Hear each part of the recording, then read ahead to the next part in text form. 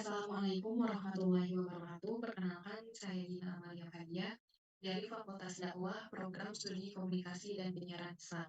Di sini saya akan menyampaikan hasil penelitian saya yang berjudul Pola Komunikasi Interpersonal Asatis dalam Menumbuhkan Nilai-Nilai Kepemimpinan Santri di MTS versi 38 pada Arab.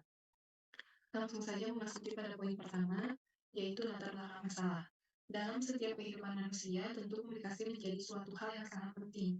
Karena sebagai makhluk sosial, perlu adanya interaksi satu dengan yang lainnya. Demikian pula dalam lembaga pesantren. Sangat diperlukan adanya komunikasi dengan orang lain. Sebagaimana dalam menumbuhkan nilai-nilai kepemimpinan santri di pesantren, asatidz harus memiliki komunikasi yang baik dalam menegakkan sikap santri, terutama dalam menghadapi santri yang memang tidak patuh akan peraturan yang ada dalam pesantren tersebut. Maka dalam hal ini, peran asatidz sangat diperlukan untuk menegakkan kedisiplinan santri di MTS versi 38 pada larang ini. Maka dengan hal tersebut, peneliti perlu untuk meneliti lebih lanjut komunikasi seperti apa yang para asatidz gunakan dalam menumbuhkan nilai-nilai kepemimpinan santri.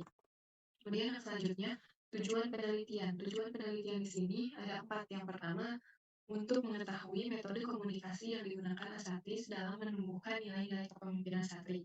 Kemudian yang kedua, untuk mengetahui saluran komunikasi yang digunakan asatidz dalam menumbuhkan nilai-nilai kepemimpinan santri.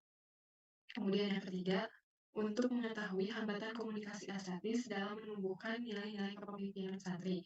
Dan yang terakhir yaitu untuk mengetahui pola komunikasi interpersonal asatidz dalam menumbuhkan nilai-nilai kepemimpinan santri. Yang selanjutnya ada kajian teoritis.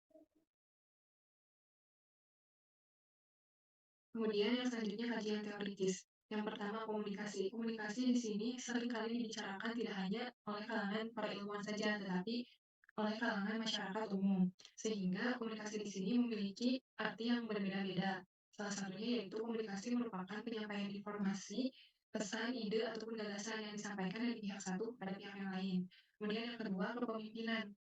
Kepemimpinan di sini diartikan sebagai proses untuk mempengaruhi orang lain agar mampu memahami serta menyetujui apa yang perlu dilakukan dan bagaimana melakukannya, terutama memfasilitasi upaya individu atau kelompok dalam memenuhi tujuan bersama. Kemudian yang ketiga yaitu metode pembiasaan. Metode pembiasaan di sini dimaksudkan proses pembentukan sikap dan perilaku yang relatif menetap dan bersifat otomatis melalui proses pembelajaran yang berulang-ulang. Dan yang terakhir yaitu pendekatan personal. Pendekatan personal di sini merupakan kunci untuk menanamkan dan mengkomunikasikan nilai positif sebagai seorang pendidik. Kemudian poin selanjutnya yaitu metode penelitian.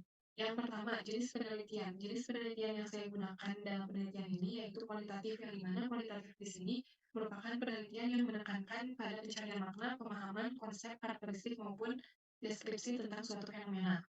Kemudian yang kedua, pendekatan penelitian. Pendekatan penelitian yang digunakan yaitu deskriptif, yang dimana deskriptif ini merupakan prosedur pemecahan masalah yang diselidiki dengan cara menggambarkan objek kajian atau keadaan objek tersebut.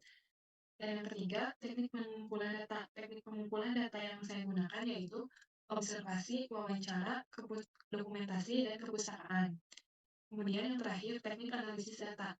Teknik analisis data yang saya gunakan ada 3, yaitu reduksi data, penyajian data, dan penarikan kesimpulan.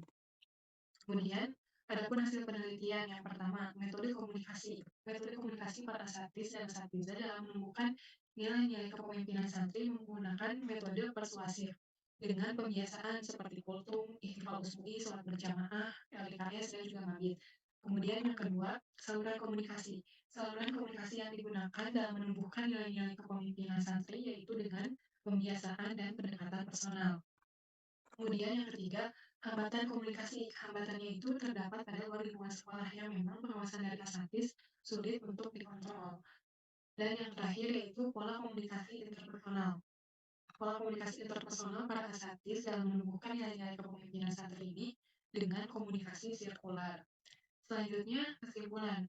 Nah, berdasarkan pemaparan yang tadi saya sampaikan, peneliti dapat menyimpulkan sebagai berikut. Yang pertama, metode komunikasi yang digunakan asatidz dalam menumbuhkan nilai-nilai kepemimpinan santri itu dengan metode komunikasi persuasif, yang dimana komunikasi tersebut diiringi dengan pembiasaan seperti IKFA USUI, Kultum, LDKS, Mabit, dan juga upgrading. Kemudian yang kedua, saluran komunikasi yang digunakan itu dengan metode pembiasaan, baik pembiasaan di lingkup pesantren maupun di lingkungan santri. Serta saluran lainnya yang digunakan dengan pendekatan personal atau personal approach. Kemudian yang ketiga yaitu hambatan komunikasinya dilihat dari pengawasan ketika di luar lingkungan pesantren. Karena pada dasarnya santri tidak berdiam diri selama 24 jam di lingkungan pesantren. Perlu dukungan lebih serta arahan dari orang tua dalam menumbuhkan nilai-nilai kepemimpinan santri. Kemudian yang keempat yaitu pola komunikasi interpersonal para asatidz dalam menumbuhkan nilai-nilai kepemimpinan santri dengan komunikasi sirkular. Mungkin cukup sekian yang dapat saya sampaikan. Wassalamualaikum warahmatullahi wabarakatuh.